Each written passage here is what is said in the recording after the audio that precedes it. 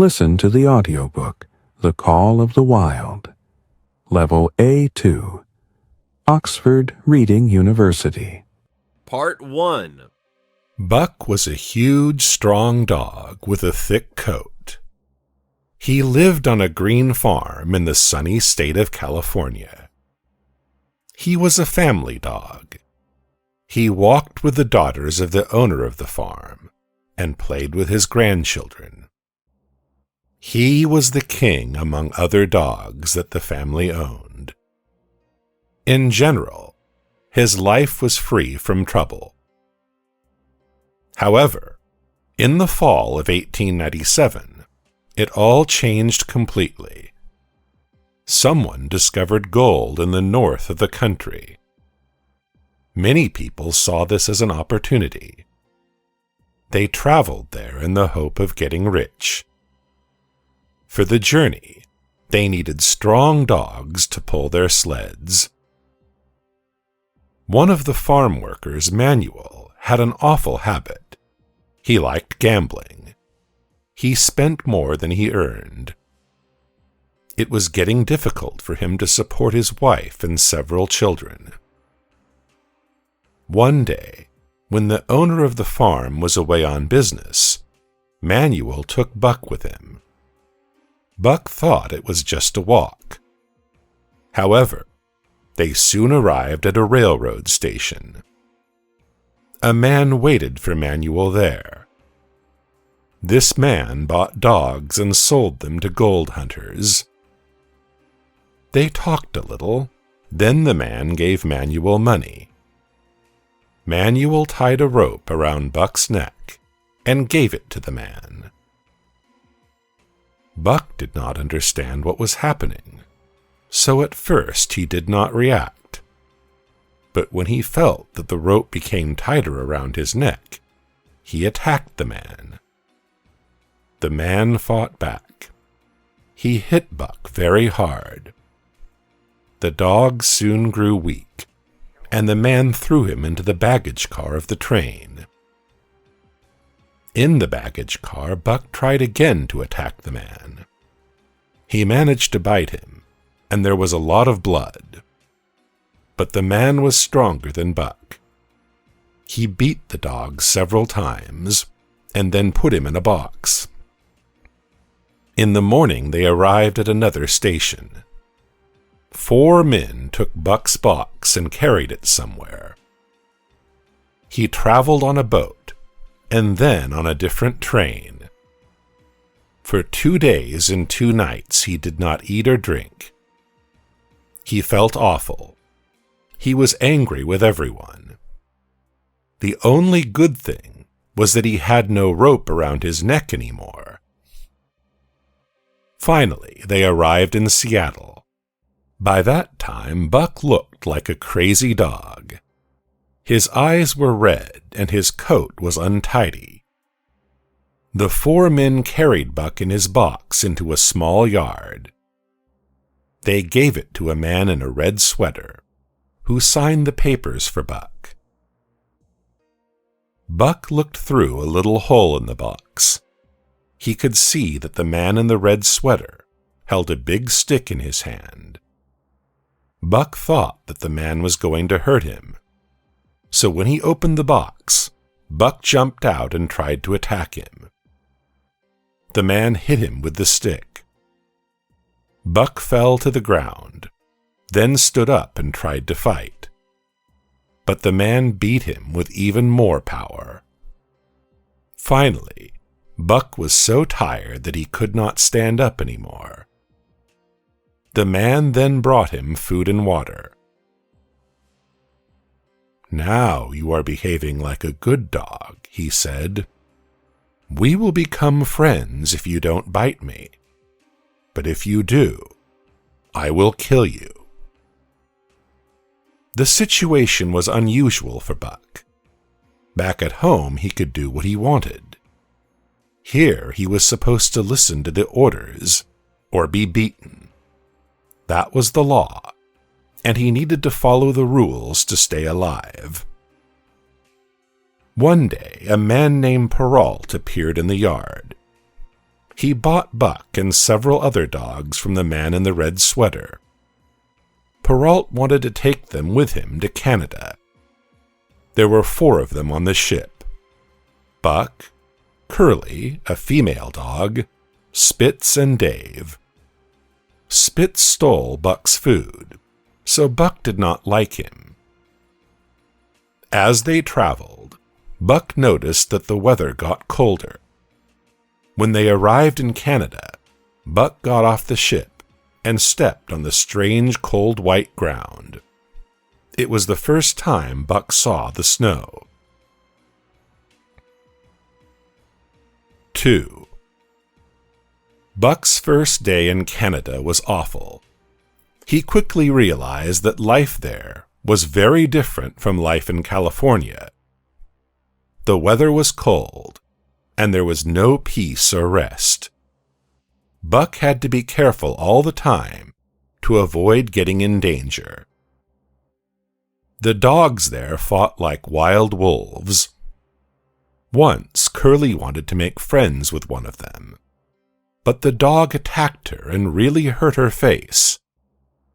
Curly got angry and wanted to protect herself, but the dog knocked her to the ground.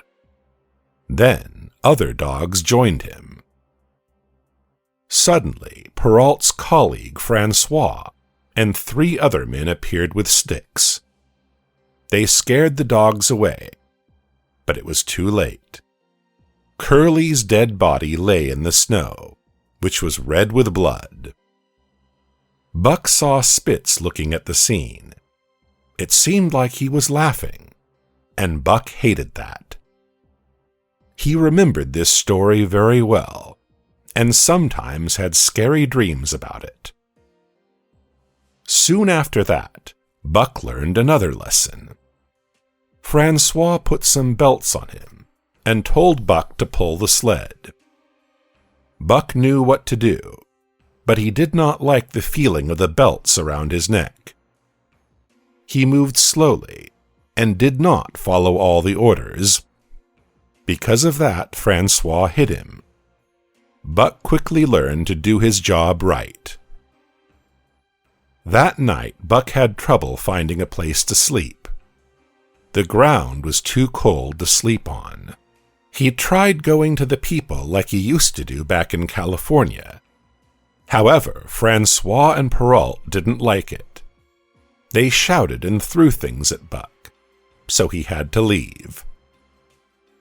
He searched for other dogs to see how they were managing, but they all disappeared somewhere.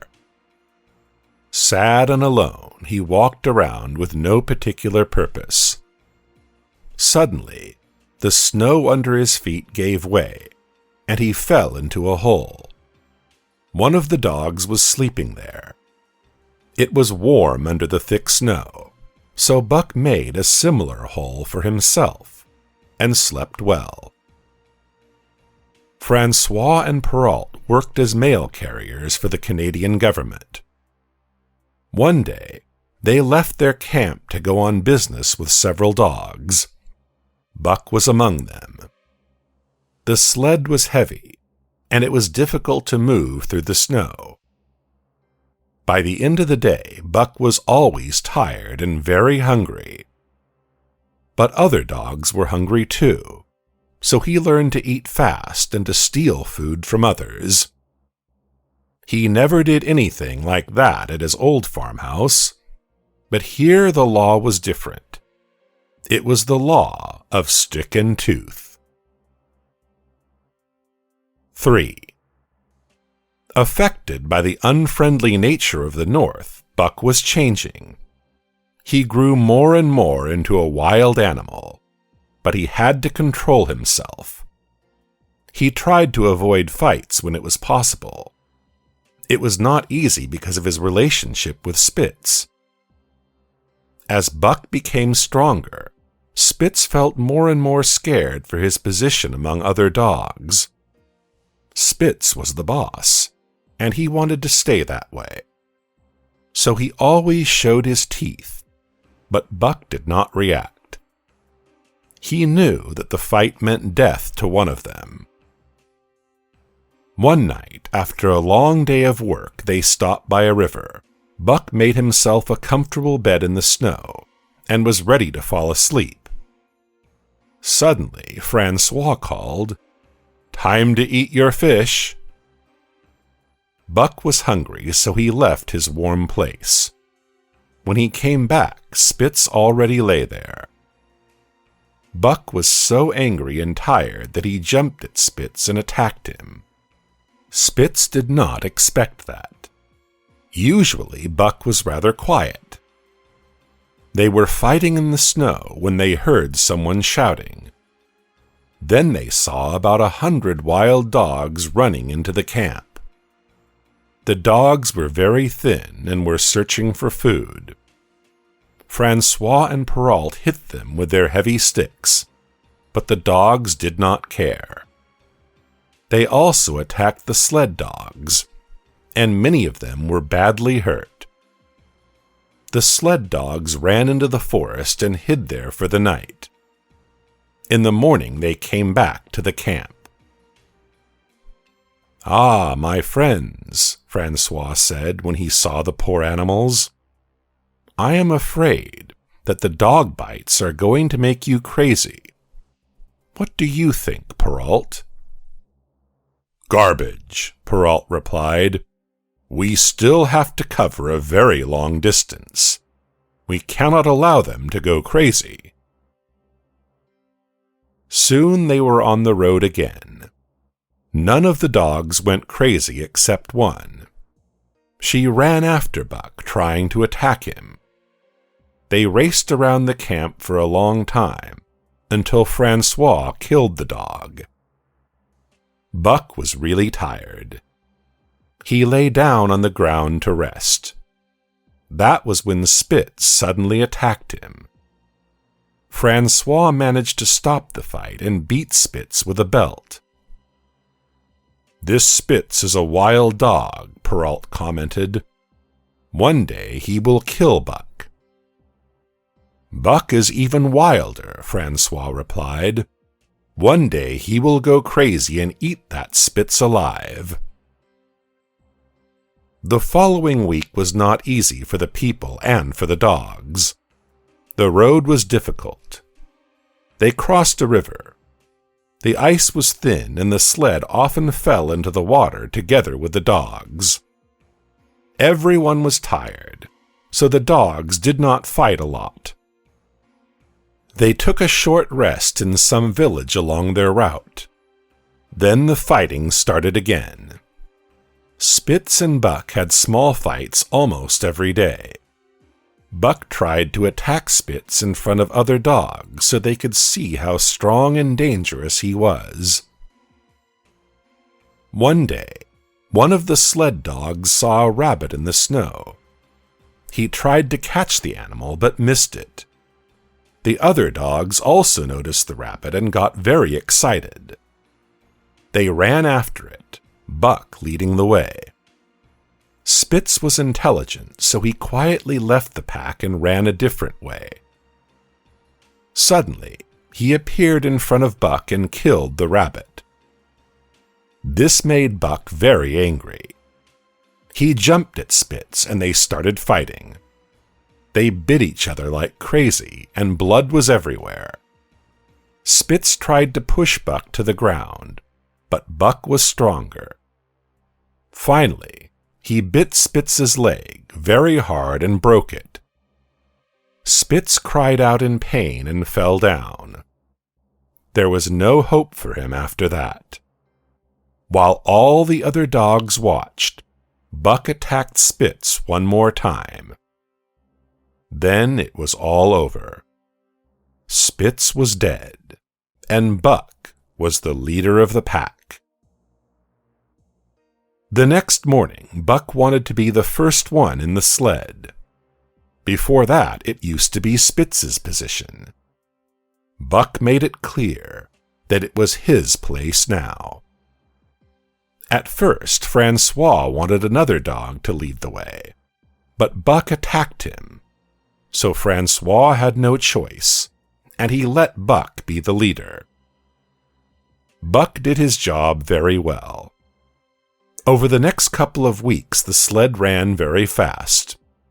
Finally, they arrived at their destination. Stay with us for part 2. If you like this video, we will know you want more stories like this. And now, check out another epic audiobook.